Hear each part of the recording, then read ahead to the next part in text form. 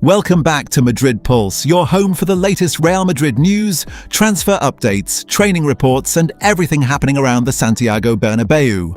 Jose Mourinho is now preparing for the official start of his second spell in charge, and ahead of Real Madrid's La Liga opener against Espanyol, the Portuguese coach has opened up on several fascinating topics, including Arda Guler, Yan Diamande, Bernardo Silva, and even Hansi Flick's Barcelona. Mourinho has been one of the biggest talking points throughout Real Madrid's pre-season. Since returning to the club, the Portuguese manager has worked intensely to build his squad, establish his tactical ideas, and create a winning mentality. Now, with competitive football finally arriving, every word from the manager carries extra importance. One of the most interesting subjects Mourinho discussed was Arda Guler. The Turkish international has been one of the most exciting young talents at Real Madrid, and Mourinho clearly believes the 21-year-old can develop into a much more complete midfielder as his career progresses. "I love Arda Guler, he's a top player," Mourinho said. But Mourinho's most intriguing comment was his comparison between Guler's potential development and that of Luka Modric. According to the Portuguese coach, Guler could eventually move deeper into midfield and become a number 8 before potentially operating as a number 6. "I believe with him it's going to be like Luka Modric. In the end, he will end up as a number 8 and then as a 6. Mourinho explained. That does not necessarily mean Mourinho is saying Guler will reach Modric's legendary level. Instead, the comparison is about how a technically gifted attacking player can gradually evolve into a deeper midfielder. Modric himself became one of the greatest midfielders in football after moving away from the more advanced role he occupied earlier in his career. For Guler, this could be an important part of his development under Mourinho. His technical quality, passing range, creativity, and ability to operate between the lines are already obvious. However, playing deeper would demand greater tactical awareness, defensive responsibility, and control of the rhythm of matches. Mourinho also addressed the arrival of Yan Diamande, one of the most expensive young players in Real Madrid history. Interestingly, the manager made it clear that Diamande was not a signing he specifically demanded from the club. When asked if he requested the Ivorian winger, Mourinho replied, "No, I did not ask, but I wanted him." That distinction is important. Mourinho did not personally initiate the operation, but once Diamande became a possibility, he clearly welcomed the idea of having him in his squad. The manager also highlighted one of Diamande's biggest strengths, his versatility.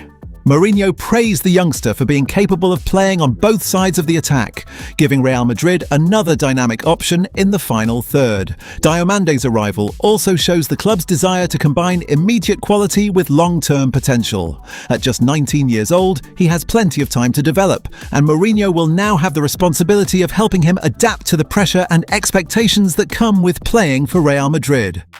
Another player who received strong praise from Mourinho was Bernardo Silva. Unlike Diamande, Bernardo was reportedly a player Mourinho personally wanted at Real Madrid. The Portuguese midfielder brings experience, intelligence, and extraordinary tactical flexibility. "Bernardo Silva can contribute in everything," Mourinho said. That description perfectly reflects Bernardo's qualities. During his career, he has played as a midfielder, winger, attacking midfielder, and even in deeper positions. His ability to understand different tactical roles makes him particularly valuable for a manager like Mourinho. In pre-season, Bernardo has already demonstrated that flexibility operating in several different positions. Mourinho can use him to control possession, create chances, press opponents, or provide additional defensive stability depending on the situation.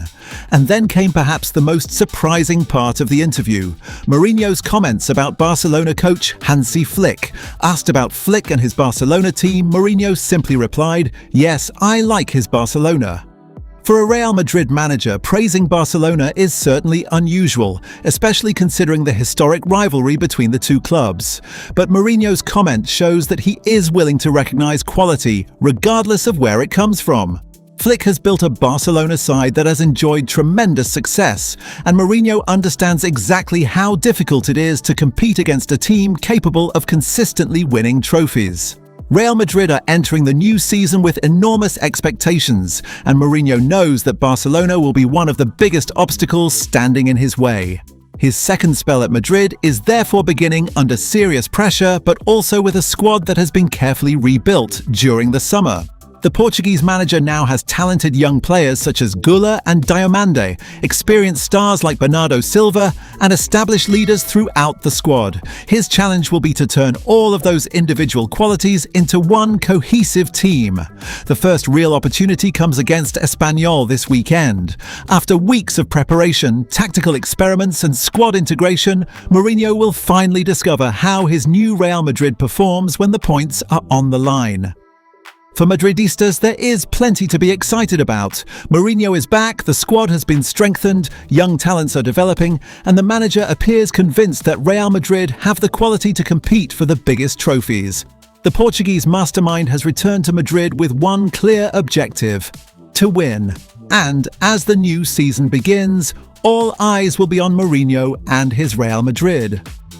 For now, Madridistas can only wait and see whether this second chapter of the Mourinho era can produce another unforgettable period at the Santiago Bernabeu. Real Madrid are reportedly closing in on the signing of one of Spain's most exciting young midfield prospects, with Racing Santander teenager Sergio Martinez now understood to be very close to making the move to the Spanish capital. According to Marca, Los Blancos have stepped up their interest in the 19-year-old after monitoring him since January, and his €3 million release clause could allow the club to secure his services for a relatively modest fee. Martinez is a product of the Racing Santander Academy and made his breakthrough into the first team last season, although his opportunities were limited to just 10 appearances in the Spanish second division. However, his development has accelerated quickly, and his recent La Liga debut against Villarreal immediately placed his name on the radar of several clubs. It was a dream debut for the young midfielder. Martinez was handed a place in the starting lineup and responded in spectacular fashion, scoring a stunning goal with his only shot on target. His strike into the top corner showed that despite being primarily known for his discipline and defensive qualities, he has the ability to make a difference when he gets forward. Real Madrid have apparently been watching his progress for several months, but his impressive performance appears to have encouraged the club to move quickly. The €3 million release clause was initially considered an issue because Madrid were not necessarily planning to trigger it immediately. However, negotiations and interest have accelerated dramatically, with the player now believed to be close to completing his transfer. The expected plan is for Martinez to begin his Madrid journey with Real Madrid Castilla, where he can continue his development and adapt to the demands of playing for the club. At the same time, there is a possibility that Jose Mourinho could regularly invite him to train with the first team. That would give the teenager an opportunity to learn alongside some of the biggest stars in world football while gradually preparing himself for a potential breakthrough at the highest level. Racing Santander, meanwhile, are reportedly trying to keep Martinez for another season on loan. Such an arrangement could be attractive for all parties, allowing the youngster to continue receiving regular first-team football while Real Madrid maintain control of his long-term development.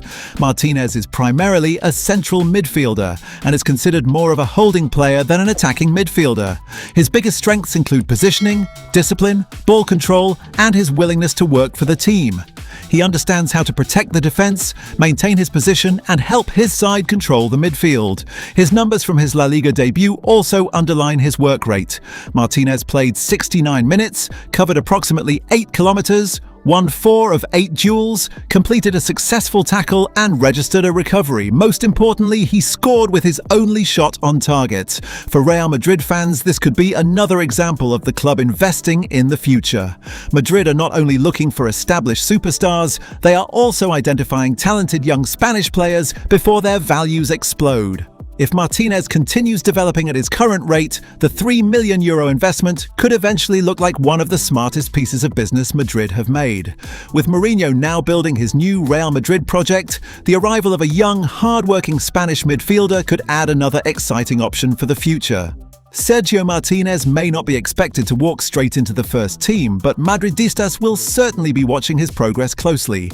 His journey from Racing Santander to Real Madrid could be just beginning, and after that spectacular La Liga debut, the teenager has already given fans plenty of reasons to be excited about what comes next.